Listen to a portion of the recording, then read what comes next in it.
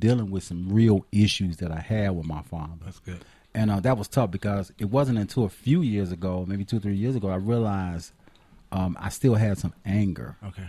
And you're going to have to, there's a time and a place for that. Yeah. And you need to kind of let your father know how you Good. feel about it. I mean, my father, when I met him, what I did was we talked and subsequent meetings after that and stuff like that. But it got to a point where when I felt like the relationship was established, I had to tell him how I felt. And the reason I did is because he kept apologizing for what he was doing, but he was still doing the same thing. He wasn't calling. He still has never had a relationship with his grandkids. I see. And I had to just tell him, look, respectfully, you can play this forward. Okay. If I'm not holding the past against you, right. What you're doing now tells me, number one, where your real heart is at. If you're real serious about this, or, because let's just move forward. Do what you say that you're apologizing for. Do it now. I got kids. There's nothing you really give me. But let's just move forward. And just try to get what you can from the relationship and to meet him where he's really at. And that's a hard thing to do because you're in a position where you should have been the person, he should have been the person having this particular perspective, but you almost have to be more mature in some ways. Sure. In your dad's defense, if I may ask, or it's not me ask, but say this: if he had kept apologizing, maybe he hadn't forgiven himself. Yeah, and that's a very serious thing. Men right are creatures of habit. Yeah, that's a good point. So he still never got over it, recognizing his own wrong. But then, because he was guilty, he probably didn't know how to continue and get past it. And that's surprising because most men can get past anything. Men will have an argument, a big blow up, and a fight, and a few minutes later, we boys again. Right, we good. Yeah, but it was something when that father and that son Something have that dynamic. Because if I'm ready to fight you, then. But see, after the fight is over, no. After the fight is over, if we had to get to the point where we had to fight, then you lucky to be walking. But then whoever walks away, after whoever gets to walk away, a few days later, you got past it. Man, I pulled I had a fight this was a long time. This was maybe 15 years ago, 20 years ago.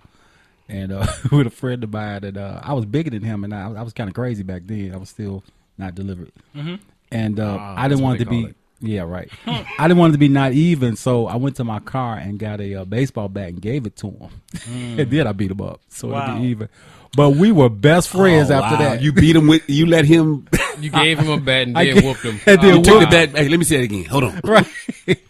So we were cool after that. So bad as grandma say, go give me a switch. Right. So, but my point is this, though. The other thing you should do is, because what he said, man, meant something to me about Alvin. Yeah, I hadn't thought about that. As far as he may have not truly forgiven himself, especially about him being of a faith that you have to work and you don't really understand grace and stuff like that. He really hasn't probably forgiven himself. Yeah. I wouldn't have known that had I not been in the circle of another brother. Good. So my second point is guys need to get around other brothers. It's important. Especially sometimes peer stuff is good too. Right. But also maybe somebody 10 years down the road, or older than you or more mature than you. Yeah, because that shame, because he hasn't forgiven himself. He still feels that shame, and he feels extremely keenly when he's around you. That's why he constantly keep apologizing. He's like, okay, we gotten past that. And like, you've gotten past it. Right. He hasn't, and he still locked himself into that. So he's trying to, like people that are in the world, but they want to straighten up before they come to church. Right. And it's kind of like, if you can straighten up, what do you need to come to church for? Exactly. You come to church to get straightened up. And in that whole sense, it's like, okay, look, man, you got a situation, you got a problem going on right here. I understand. I've gotten past it. Here, let me help you get past it. Sure. And then you can kind of try and pull it in on like that. Go ahead. It's kind of funny, too, because I see different dynamics with guys. Like, I don't know if you had a father. He said he had. Oh, yeah. I had a father. And the strange thing about that is my mother is the one who explained my father to me. Okay. That's interesting. That's a story in itself. Yeah, that's the other layer. Because it's hard for us to open up because we've been conditioned to internalize, be strong, be tough. Yeah. So my father said he did not know his father had a sense of humor until my generation came along. That sound like me. And see, I'm like the mid almost to the tail end of the grandchildren. But it was after granddaddy finally raised his last child and she was married. Then he's like, okay, I don't have to be in the role of your parent, your guardian, or whatever the case is. Now I can be me. And Granddad had a wild sense of humor. He was a serious prankster. Well, see, that's maturity. But that's maturity. He Wisdom. knew his role and wisdom. And if he had showed that side too soon, respect would have been lost. Yeah. You can say something. About not having a father, it's amazing because, I work in youth development, and so I have to deal with a lot of families and a lot of different situations. But you either see one or other. You have guys that are not in their families' lives. And then, but my thing is, and I can only say that it was God, is I really wanted to be a father. Okay. And my mindset was I was going to do and be what my father wasn't. And so I really worked at it. And I think that's the attitude that you have to have. If there's any brothers, listening, it's a job. And you really have to work at it, especially if you didn't have a dad at home. You have to be around other guys.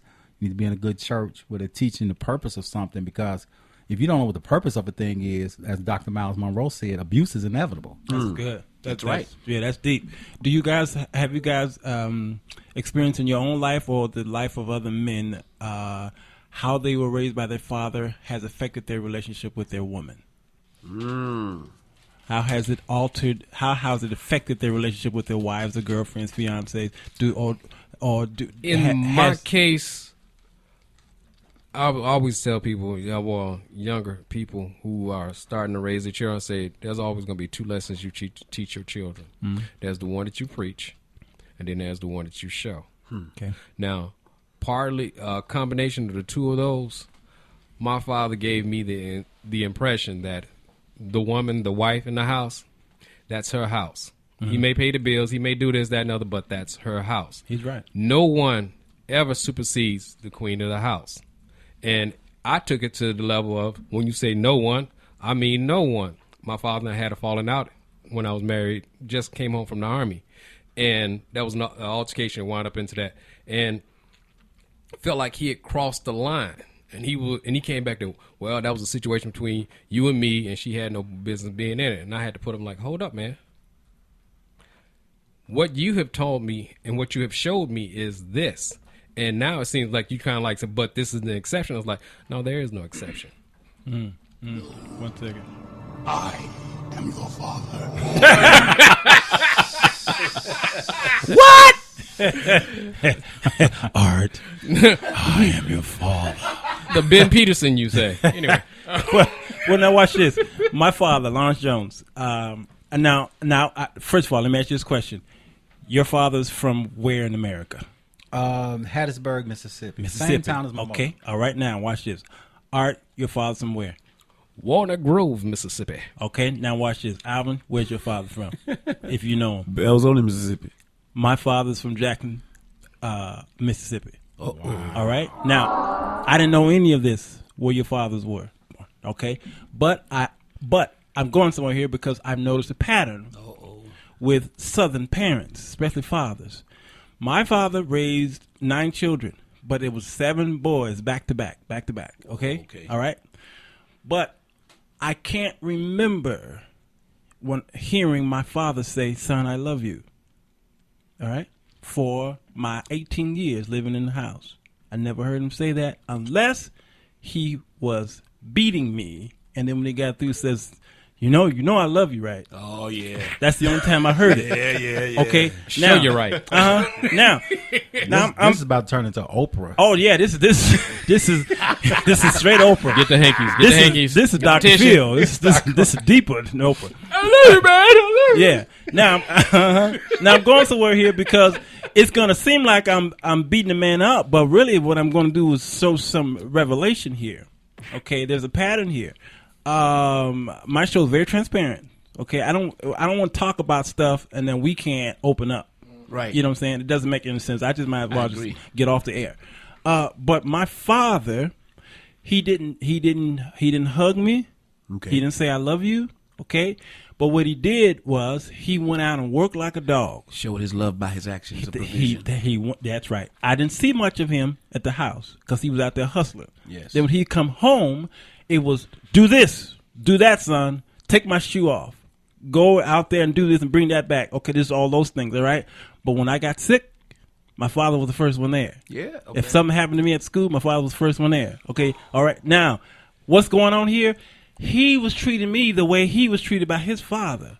And a lot of times the Southern fathers don't know how to show the affection that we're looking for because they don't. What we do is we knock them, we beat them up, thinking that they weren't good fathers. My father was a great father.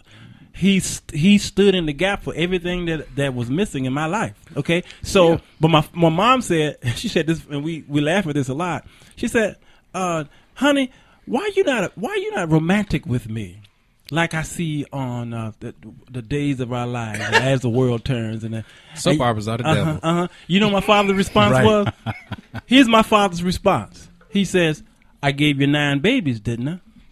Okay." What more romance you need? What was romance? Yeah. Yeah. What you need? You need 3 more kids? Excuse us, y'all. Yeah. Now, the reason why we laugh at it now back then it wasn't funny to her because what she saw was a Caucasian man on TV. Yes, my darling, with roses and wine and stuff. And that was her interpretation of true love. His interpretation of real love and to show to a woman was going out there and hustling and bringing the bacon home. Yep. Making Okay. sure she had everything. Everything. That's right. And I gave you some babies. That's how much more romance can I give you? Okay. And that was his interpretation of what love was. But he come from the South. Okay, where the things there was a little different, and his father showed him these things. Okay, and so today, my father is more affectionate now than he ever was because now he's up in age. He got the time. He's got and time. the energy. And energy, right. Well, and, that's strange. I feel you on that because my father didn't say, I heard my father say, "I love you" once. And there was a case I was coming to him with a problem. I was like, okay, let me go ahead and try this. Yeah, I've done tried everything else I knew. So let me go to the old man and see what he got to say. And he was like, well, I really don't know. I love you. Other than killing you, I don't know. Do I love you? But let's okay. Now let's look at that in perspective. And it's like, but once my mother passed, Yeah. there was not a time where the phone was not hung up and said, "I love you, boy." If our fathers were as nurturing and affectionate as our mothers, when times got tough and hard, would we be able to handle them the way we do? Will we have that push or that press, or will we stop and wait tell you for what somebody? my mama would have said if she was alive. She'd say no. Would we stop and wait for somebody to come comfort us and pick us up? See, sometimes when we fall, no one's around to pick us up, and you have to pick yourself up. But just like you jerked some tear strings on me when you said when you got hurt, when you got injured, he was the first one there. I recall a few months now, my son was injured on the football field. I didn't let nobody go back there in the room with him. It was him and I. Yeah, that's good. That's my boy. Yeah. I know you birthed him, but I planted him. That's it. That's and as he was shedding the tears, I was trying to hold him back, and we both back there crying because he was in so much pain. That touched me. Yeah. I understood that, but then oftentimes he'll say, "Dad, how come you wouldn't come? I failed. You get up, boy." He said, "What was the difference between that?" I said, "Because I knew you were able to." Yeah. Then I told him the analogy of the butterfly. Yeah. The cocoon, the caterpillar during the metamorphosis.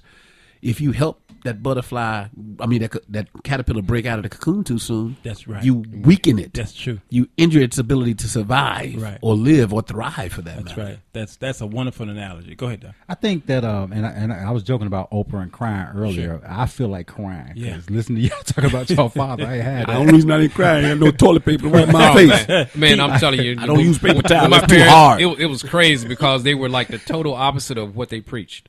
Really? See, my father talked about the world being so hard, so rough, and everything was about order. It was straight up order. Emotion wasn't the issue. My mom was a hippie in the sense of where she talked about all the higher. Your mom smoke weed? No, except that. My mom couldn't even smell a beer top without getting a little tipsy. Okay, so, but she would talk about all these virtues of love, the consideration of one's feelings, and the this, that, and other, and so forth and so on. My father was one of the most emotional creatures I've ever seen.